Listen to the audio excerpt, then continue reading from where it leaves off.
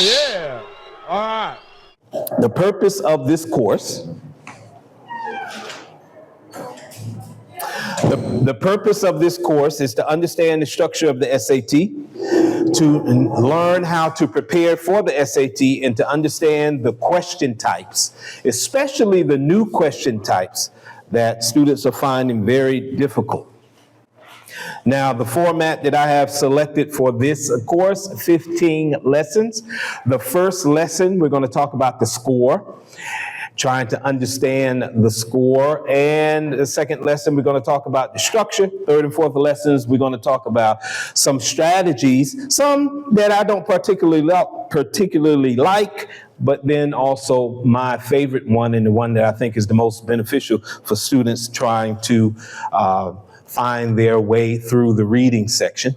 The last lessons, or the last maybe 10 lessons, we're going to talk about the question type. We're going to go over each question type in particular and specific, and extract all the information we can about those question types, in addition to going over some practice questions.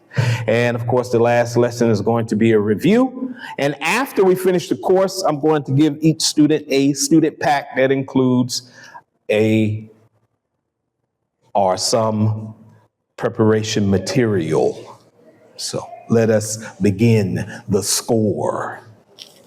Now, I know usually when I have these slides, I usually acknowledge a student at the bottom, and I don't really mention them, but this time I think, and it is relevant to, mention this student, Muhammad Ayman. Why am I calling him the GOAT? The reason I'm calling him the GOAT is because, probably you don't know, but he achieved the highest score on a standardized test like the SAT in the history of this school system. In addition to that, he was recognized nationally for that. They had some big thing where they gave out awards, and they gave him an award for his accomplishment. Now, I know you're probably saying, wow, I didn't know that, which is strange. You should have known that. Had he been the champion of a swimming tournament or a soccer tournament, he probably would have gotten a lot of recognition. But for some strange reason, although those tournaments and this test are all about scores, we didn't hear about it. And in his humbleness, he didn't, ask to be recognized. But he was definitely. Actually, the thing that shocked me the most is that I never saw a student talking to him, asking for advice. He was the one to ask for advice. He would have been more than happy. He would have been more than happy to sit with a student every day during the break and give and depart all the knowledge that he has for these tests. I'll contact him and ask him. So, at any rate, I thought that was relevant to mention, and I usually don't mention students that I have down there, but he was a top student in 2024. So that's another reason I have students down there, because they're the top student. The score. You got to know your goal. How can you take a test? Or how can you do anything and not know what your goal score is? Something that's scored. You're supposed to know what your goal score is. If I should be able to ask you, what is your goal score? And you should tell me. Not, I want to get a 1600. I mean, no, I'm not talking about our realistic goal score. What is it? In talking about scores, we're going to discuss the average score and why it matters. We're going to talk about the first test takers, 11th and 12th. We're going to include 10th grade in there. We're also going to try to understand score improvement, because there are a lot of questions about that and a lot of misconceptions about how the scores increase. At any rate, I guess my first question is to you, what is the average score on the SAT? What's the average? 1,200. Okay, anybody else? 1,400. 1,400 average score, okay. 1,000 The average. average score of the last term was 950. Actually, last year, out of all the test takers, the average score was 1,028. Now, I like to add in that, and I like to insert in that, because usually when you see this score on the SAT, they don't really factor in those international students who are taking the test, those non-native speaker students. So the average score for non-native speakers, slightly lower than that. That's the average score. Now, that's, of course, a 500 in the reading and writing and a 500 in the math. And, of course, this average score is, we're talking about all test takers in the graduating class of 2024. Now, I think this should serve as just as like a general benchmark, not a personal goal. And you have to decide whether you want your personal goal to be higher than that or lower than that, but I don't think you should make it a personal goal. Here it is in a bar chart. If you just want to look at it, sometimes we get more impacted when we see things graphically.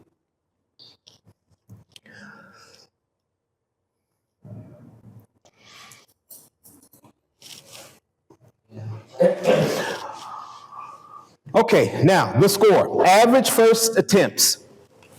Average first attempts. Let's go by grade here. 10th grade, those who mistakenly take it in the 10th grade should not expect anything other than a 920 to 950.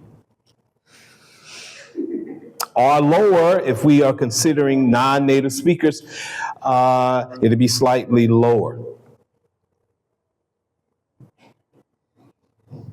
Now, why is it lower? Because the curriculum that they are supposed to be exposed to before they take the test is not complete, meaning there's some things that they didn't get yet. Now, let me say this as a disclaimer. All the information I'm covering is official information. It's not just my own personal opinion. Okay, 11th grade, first time is going to be 1040 to 1060.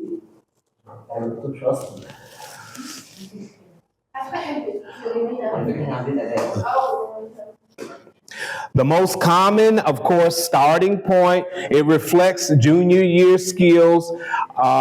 In essence, the curriculum that juniors are expected to complete during the 11th grade and the curriculum that is expected to be completed during the high school pretty much comes to a conclusion during this grade. So in other words, and I'm talking about conclusion as far as the College Board is concerned, so the information that is covered on the test is or does apply to this grade. If we're talking about 12th grade, and we're talking about and we're talking about first-time 12th graders, some 12th graders take it in the 12th grade the first time. If you notice, and let's look at the bar chart here. If you notice, the 12th grade is slightly lower than the 11th grade when we talk about taking it the first time. And the reason being, of course, is that during the 11th grade year, students spend more time in preparation and they are exposed to more elements of the curriculum that apply to the test. So we consider first-time 12th graders as late takers, and their lateness to the game is exposed in their slightly lower first-time test scores.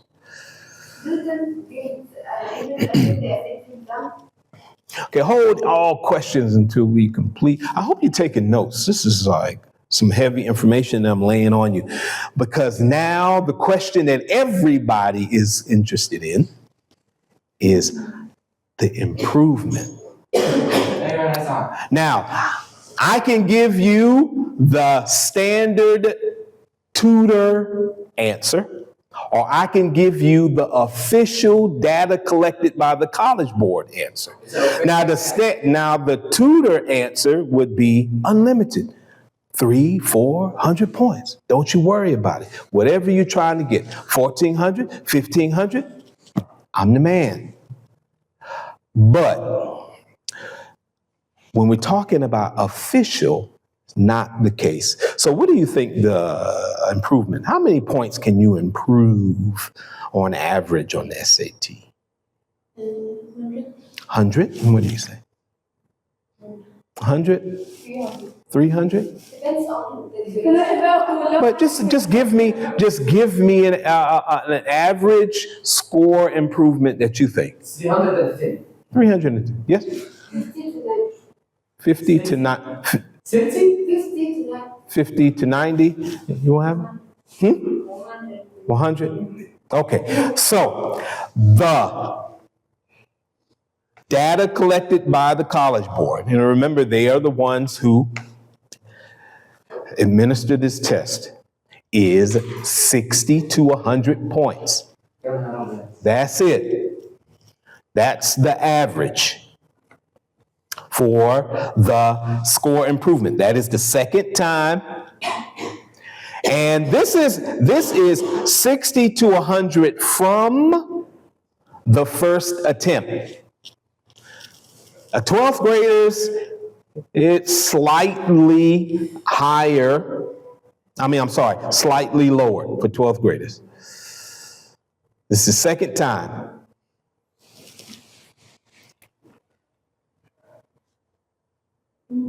Let that sink in as we are thinking about it. Let's look at the bar chart. Like I said, the bar usually gives us a better understanding.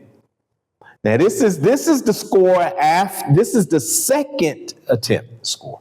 This is the improvement. So I don't want you to think, because you have been told that the average improvement is 200, 300, 400 points. Only someone who has their hand in your pocket would tell you such a thing. And it's obvious why they would sell you a dream. I was a tutor. I sold dreams, I have to say. But sometimes you have to give hope. Sometimes that's all a student has. And I have encountered students, well, that's all they have is hope. They got nothing else. And it is what it is. I mean, it's life in the international school lane. How much can you realistically improve? Well, that depends on your preparation. Now, if you do a typical preparation of about 20 hours, 40 to 80 hours, you can expect 100, 150 point increase. You can get above the average. If you do an official practice, that's about 20 hours. That's when official practice means with official everything, official books, official, just like you went straight official, you didn't go nowhere else. You even went online to Khan Academy and you did only official tests for about 20 hours, then you can expect about 115 point increase.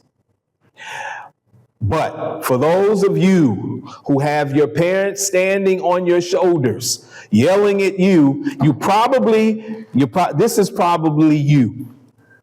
This is the high effort preparator, the one who spends 100+ hours in preparation. They have dedicated their life for a few months to the only goal that matters, which is getting that score up. And that student can achieve. It has been proven, can achieve a 200 to 250 plus score increase. But that's some serious dedication. That is not playing around. That is not joking around. Now, somebody told you can get more than that. Well, they're talking about the 5 to 10%. The 5 to 10% test takers, they can get 300-point jump. But I have to tell you this because I don't think anybody told you this. The higher your first score is, the less points you will improve going into your second score. What do you mean?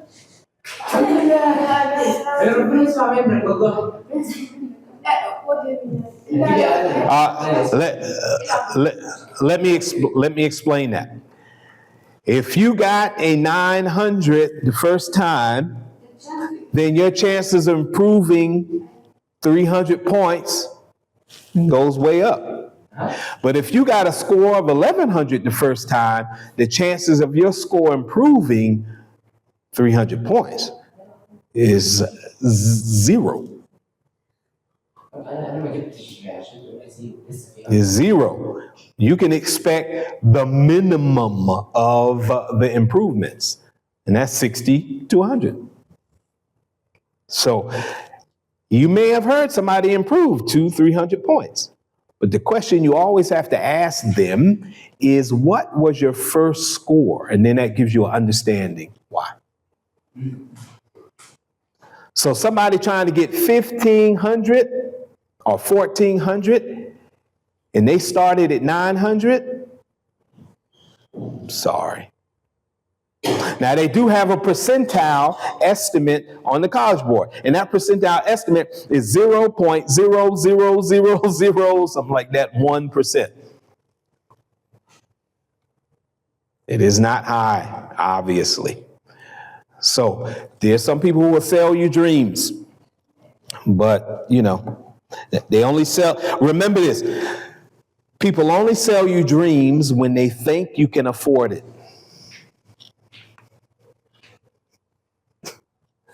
If they think you can't afford the dream, they ain't gonna sell it to you. Why? It's a waste of time. Anyway, all right, so here it is. I like the graph, like gives you like, it impacts you. There it is. If you want to improve your score above the average of 6,200 points, you have to buckle down, strap in, strap up, and get serious, as we say in America, serious. 100+ hours of preparation. Some of you are already doing it anyway, so it is what it is. Some of your parents insist that you do it. Yep, that's a lot of time, a lot of money, and a whole lot of effort. Money, students usually got. Time, well, you can be forced to have time, but effort is usually where students fall short. Unfortunately, effort is not in abundance. Well, planning your path to a higher score. Look, here's the recommended path. And look, and I know I've said this, and I know some people are, oh, he's just giving his opinion. No, this is official data. First time test taker, 11th grade spring quarter. Second time test taker, fall of 12th grade. What do you do in between the first time and the second time? Strap in, strap up, and put it down. Like, dedicate your life. And then the second time you take that test, you look at them, you can look at a 300-point jump. But what happens is, unfortunately, students take it first time, way before the spring, it's like testing, putting their toe in the water. Put their toe in the water a little bit. And then the second time, somebody done sold them a dream. So they take it real easy. Oh, it is.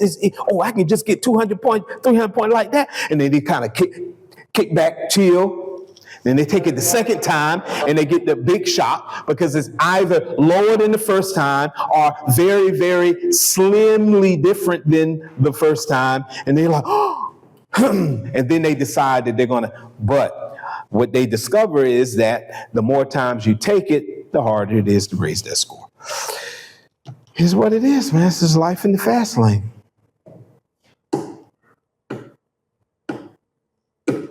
Look, if you're ahead, consider 10th grade taking a practice test. A practice test is not talking about a trial. A practice test is like a test on a site like MrQuicksClass.com, one that mimics an online standardized test. Or you can go to Khan Academy or some other place, or you can take the PSAT, which is an official practice test given by the College Board. But, you know, if you can find where that is given, it is given here. You can find it. And you take that. It looks a lot different than the real test, but it is an excellent estimator to how much you will get the first time, to give you an idea how much you need to prepare.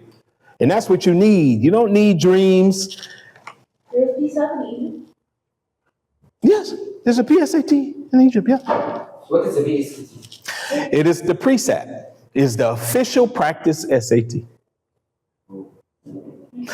Okay, now, if you're in the 12th grade and you're taking the test for the first time, well, you need to do something immediately because you out of time. You don't have any more time. And you could do things like, come up with some ultimate life-changing strategy. Definitely take a practice test, but don't take a practice trial.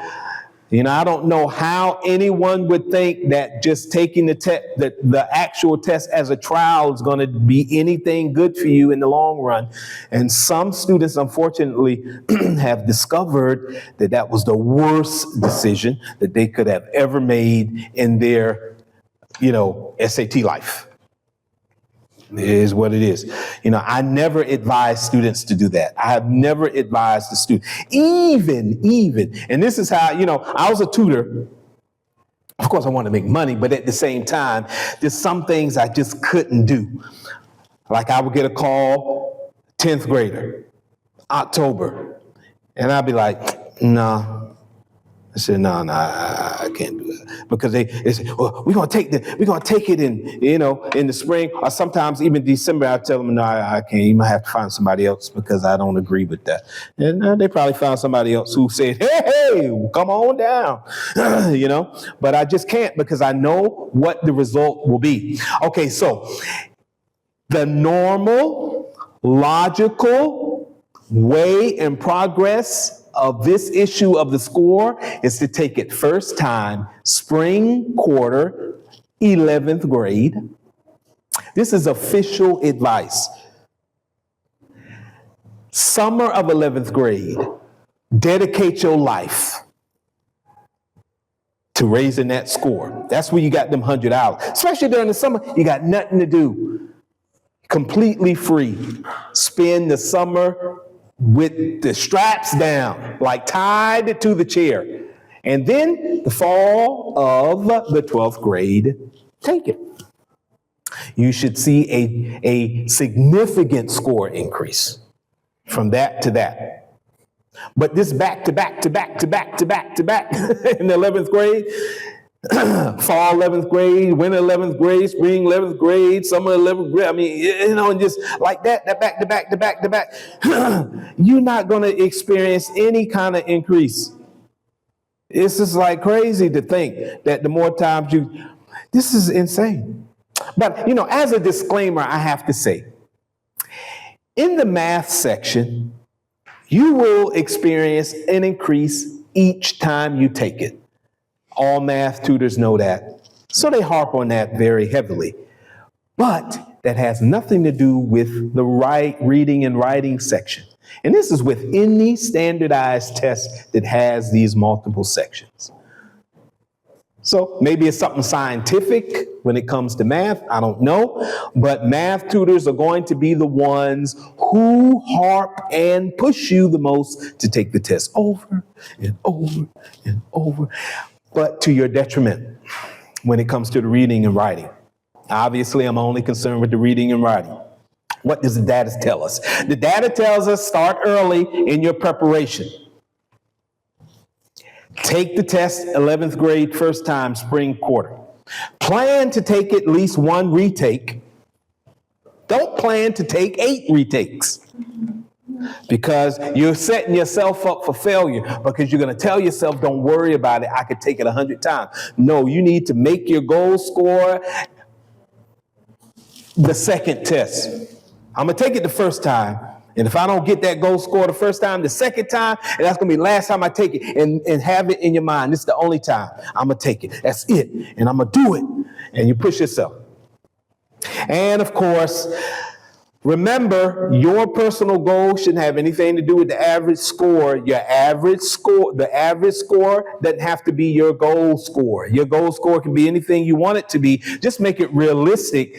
Time plus focus means higher scores. You want 100 plus improvement is documented possibility with dedicated effort. Okay, so I want to add something that I used to add a long time ago, but I think it's relevant. I didn't get any new data on this, but it is usually the same every year. The correlation between the GPA and the SAT score across the board is obvious. Those students who dedicate themselves with their schoolwork, on average, have a higher score on the SAT. And you're looking at about 1.5 million students that they collected the data on. And they found that the students who have the highest in the GPAs in school, meaning they did their homework, they didn't use AI, they didn't play around in class, they took notes, they were dedicated to doing everything the teachers asked them to do, they ended up with higher, on average, SAT scores. The thing that I have noticed, especially with the 11th grade, is they check out in 11th grade. The absolute wrong time to check out. They check out in 11th grade. They stop doing the schoolwork. They let the GPA slip. They focus on the tests and they accomplish nada. Not a good score on the SAT and a low GPA. It's like, I see students doing that every year. We know what we call that in America? We call it academic suicide.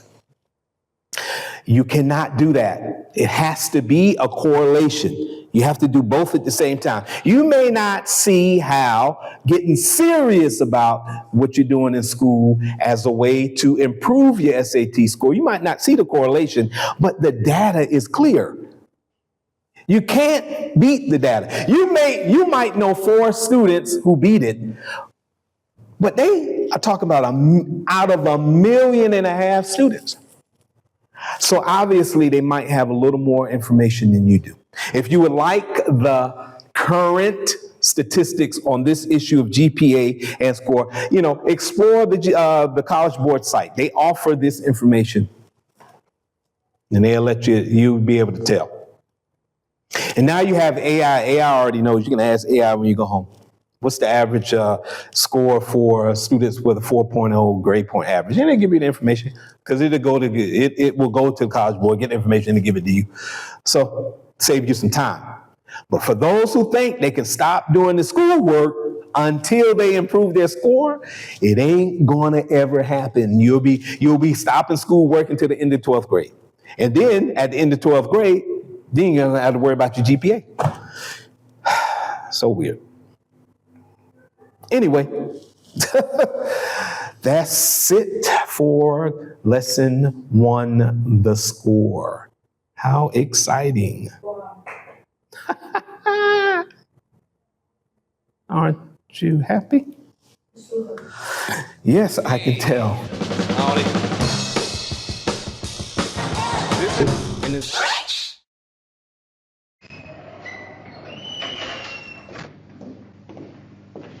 What's up?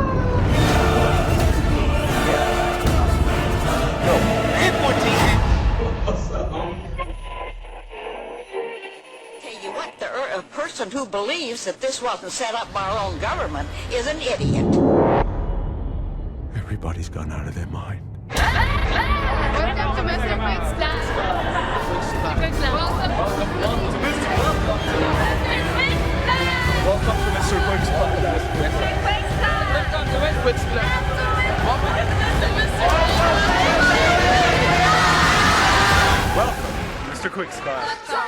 Oh, yeah. All right. All right.